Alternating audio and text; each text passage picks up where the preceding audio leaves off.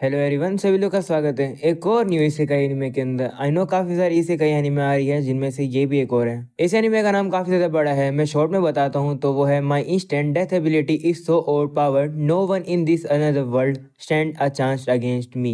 Episode 1 की शुरुआत में हम लोग हमारे मेन कैरेक्टर योगिरी को देखते हैं, जो कि काफी ज्यादा पावरफुल होता है। वो सभी लोगों को मार रहा होता है और एक लड़की को ढूंढ रहा होता है जिसका नाम असाका होता है। सामने की तरफ वो चलकर देखता है तो उसे पता चलता है कि असाका को एक लेडी ने पकड़ के रखा हुआ है और उसने उसकी तरफ गन रखी हुई है। योगिरी भी वहां पहुंचता है और कहता है, असाका मैंने तुम्हें ढूंढ लिया। लेकिन अब वो दूसरी लेडी असाका को हिलने नहीं देती है। वो योगिरी से कहती है कि अगर तुम बिल्कुल भी हिलोगे तो मैं इसे मार दूंगी। तभी अचानक से उस लेडी के ऊपर कोई पावर हिट करती है, जिसकी वजह से वो मर जाती है। ये पावर योगिरी की थी। वो अब असाका के पास जाता है, उसे गले लगाकर कहता है, चलो घर वापस चलते हैं। तभी योगिरी की अब आंखें खुलती है और वो देखता है कि एक लड़की जिसका नाम टोमोचिका है वो उसे उठा रही है। योगिरी भी अब उठ जाता है और उसे पता चलता है कि वो तो सो रहा था। वो अब टोमोचिका से कहता है कि क्या हम अपनी डेस्टिनेशन पर पहुंच गए, जिस पर वो कहती है कि इतना सब कुछ हो गया, तुम इतनी देर से सो कैसे रहे थे। हम लोग अब देखते हैं कि एक ड्रैगन ने योगिरी के 2 क्लासमेट्स को मार दिया है। टोमोचिका को भी नहीं पता हो रहा होता है कि ये क्या हो रहा है। तभी योगिरी उठकर एक माइक को उठाता है और वो उस ड्रैगन के ऊपर मार देता है, जिससे कि वो ड्रैगन उनके क्लासमेट को छोड़ देता है और वो खुद उड़कर चला जाता है। वो अब उनके ऊपर वापस हमला करने के लिए आता है, जिसे देखकर टोमोचिका डर जाती है और अब वो कहती है, हम लोग मर जाएंगे। वो अब योगिरी को गले लगा लेती है। तभी अब उसका चेस्ट उसके हाथ से टच हो जाता है, जिसकी वजह से योगिरी की पावर एक्टिवेट हो जाती है और अब वो कुछ बोलता है। वो अब जैसे वो बोलता है वो ड्रैगन अपना भी मर जाता है और पीछे जाकर गिरता है।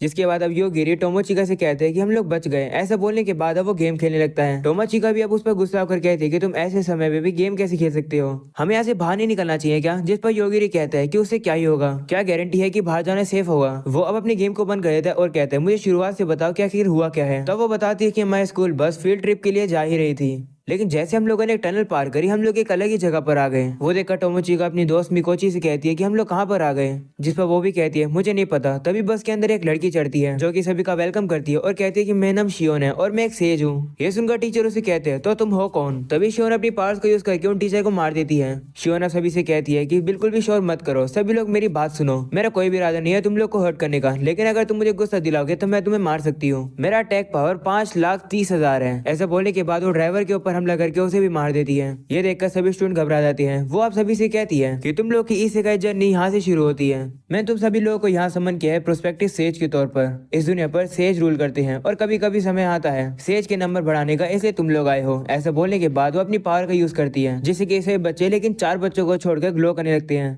शियोना सभी से कहती है कि मैंने तुम सभी लोग के अंदर बैटल सॉन्ग नाम के सिस्टम को इंस्टॉल कर दिया है। लाइसेंस की लोगो इमेज तुम्हारी आंखों के सामने आ जाएगी। तो मिकोची भी देखती है कि उसके सामने कुछ लिखा हुआ है, लेकिन वो उसे समझ नहीं पा रही है। तभी उसे रियलाइज होता है कि वो तो उसके स्टेट्स हैं। शियोना अब उन लोगों को बताती है कि सिस्टम को इस दुनिया में गिफ्ट कहा जाता है, इनका अच्छे से यूज करना और जल्दी से एक अच्छे सेज बनना। तुम लोग के पास 1 महीने का समय है। तभी टोमोचिका उसे कहती है कि मैं ग्लो नहीं करी और ना ही मेरे सामने लोगो आया, ऐसा क्यों। ये सुनकर शियोन कहती है कि तो काफी ज्यादा बुरा हुआ, कुछ लोग ऐसे होते हैं जो गुड मैच नहीं होते हैं, इसे एक्सेप्ट कर लो। क्या मैं तुम्हें जानवरों का खाना बना दूं, क्योंकि तुम्हारा और कोई काम तो यहाँ है नहीं। ये सुनकर टोमोचिका डर जाती है और कुछ भी नहीं बोलती है। जिसके बाद शियोन सभी से कहती है कि तुम लोग का पहला मिशन 1 घंटे में शुरू होगा, सभी मर मत जाना। ऐसा बोलने के बाद वो वहां से चली जाती है। तो मिकोची टोमोचिका को बताती है कि उसके पास मिशन की एक्सप्लेनेशन आ गई है और इसमें लिखा है कि एक ड्रैगन उनके ऊपर हमला करने आएगा। तभी एक बच्चा खड़ा होता है और कहता है कि लगता नहीं है कि हम लोग के पास और कोई चॉइस है, हम लोग को इस मिशन को क्लियर ही करना होगा। हम लोग अब देखते हैं कि इस बच्चे का नाम सुगुरु याजिका है और इसकी क्लास जनरल है। वो अब सभी से कहते हैं कि हम लोग को एक साथ मिलकर इसके लिए काम करना होगा। सभी लोग मुझे अपने स्टैट्स बताओ। सही बच्चे अब एक पर्ची के ऊपर अपने स्टैट्स लिखकर उसे दे देते हैं। सुगुरु वो देखकर कहता है कि इससे काफी मदद होगी, क्योंकि सभी के पास अलग अलग एबिलिटीज हैं, हम लोग को प्लान बनाना होगा। वहीं पर अब टोमोचिका कहती है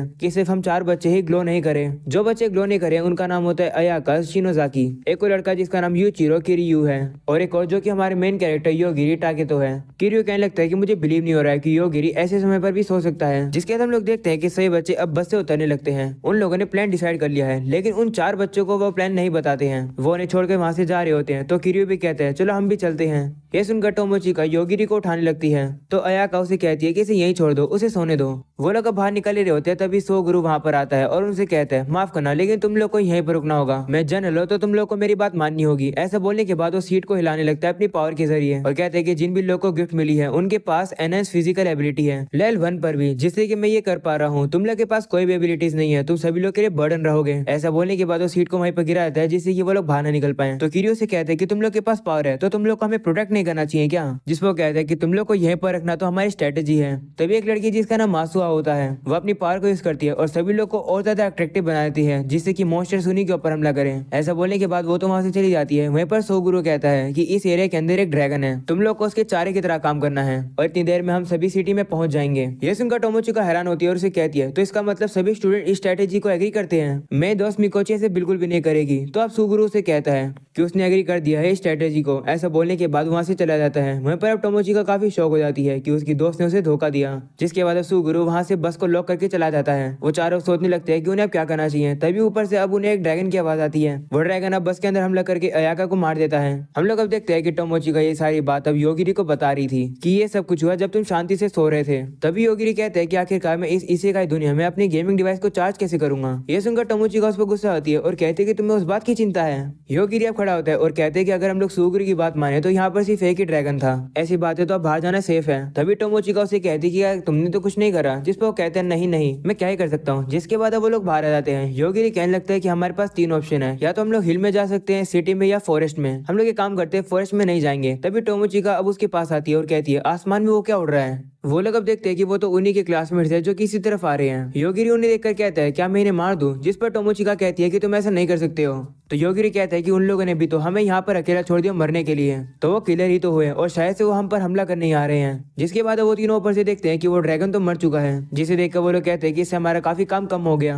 तभी उन लोग की नजर टोमोचिका पर जाती है और वो ये देखकर हैरान हो जाते हैं और कहते हैं कि वो अभी जिंदा है। वो लोग अब नीचे आ जाते हैं और एक स्टूडेंट जिसका नाम दाइमोन होता है वो कहता है कि ये तो अनएक्सपेक्टेड है, हमारा प्लान तो टोमोचिका को ज़ॉम्बी बनाने का था जब वो मर जाती, लेकिन अब वो फेल हो गया। वो सुनकर टोमोचिका समझ जाती है कि ये लोग ईवल हैं और इनसे दोस्ती नहीं की जा सकती है। तभी एक बंदा जिसका नाम रियोस्की होता है, उसकी क्लास हीरो है, वो उनके ऊपर फायर बॉल से हमला करता है। वो फायर बॉल इतनी ज्यादा पावरफुल होती है कि टोमोचिका के जो पीछे वाला पहाड़ होता है वो पूरा ही टूट जाता है। वो अब अपनी तारीफ करके कहता है कि मैं बेसिक मैजिक यूज नहीं कर सकता हूँ, इसलिए मैं इसी हमले को इतना ज्यादा अपग्रेड कर रहा हूँ। मना करने का कोई फायदा नहीं है, चुपचाप टोमोचिका यहाँ आ जाओ। वो लोग का प्लान होता है कि वो टोमोचिका को पकड़ने के बाद उसके साथ कुछ गलत ही करेंगे। ये सुनकर टोमोचिका घबरा जाती है तो योगिरी उसे कहते हैं चिंता मत करो, मैं इन लोगों का कुछ करता हूँ। ऐसा बोलने के बाद वो रियोस्की की तरफ उंगली करके उसे कहता है मर जाओ। ये सुनकर वो लोग हंसने लगते हैं और कहते हैं कि आखिरकार इस तरीके से बोलने से थोड़ी कोई मर जाता है। तभी अचानक से रियोस्की अब जमीन पर गिर जाता है। उसे देखकर उसके साथी कहते हैं कि इसे क्या हुआ। तो योगिरी उन्हें बताता है कि मैंने उसे मरने के लिए कहा तो वो मर गया, तुम लोग को भी अगर नहीं मरना है तो हिलना मत। ये सुनकर उनका एक और साथी हिल जाता है और रियोस्की को देखने के लिए जाता है, लेकिन तभी अचानक से उसके ऊपर भी योगिरी की पावर एक्टिवेट हो जाती है, जिसकी वजह से वो ही मर जाता है। वो अब योगिरी से कहते हैं कि अगर तुम भी हिलोगे तो तुम भी अपने साथियों की तरफ मर जाओगे। चलो मैं तुम्हें अपनी एबिलिटी के बारे में बताता हूँ, क्या तुम देख सकते हो कि क्या तुम्हारे साथी मरे हैं या नहीं। मैं तुम्हें नहीं मारूंगा तो तुम हिल सकते हो। ये सुनकर दाइमोन अपने साथियों को चेक करता है तो वो हिल ही नहीं रहे होते हैं। तो वो अब अपनी पावर को यूज करने लगता है जो कि होती है हीलिंग। वो कहता है कि मैं एक हीलर हूँ, मैं किसी की भी चोट को ठीक कर सकता हूँ। लेकिन अब उसके साथी अब भी नहीं हिलते हैं, इससे वो समझ जाते हैं कि उसके साथी मर चुके हैं। ये सुनकर अब टोमोचिका समझ जाती है तो क्या इसका मतलब ड्रैगन के साथ भी ऐसा ही हुआ, उसे योगिरी ने अपनी पावर के साथ मारा। जिसके बाद अब दाइमोन योगिरी से कहते हैं कि तुमने बहुत ही ज्यादा कर दिया,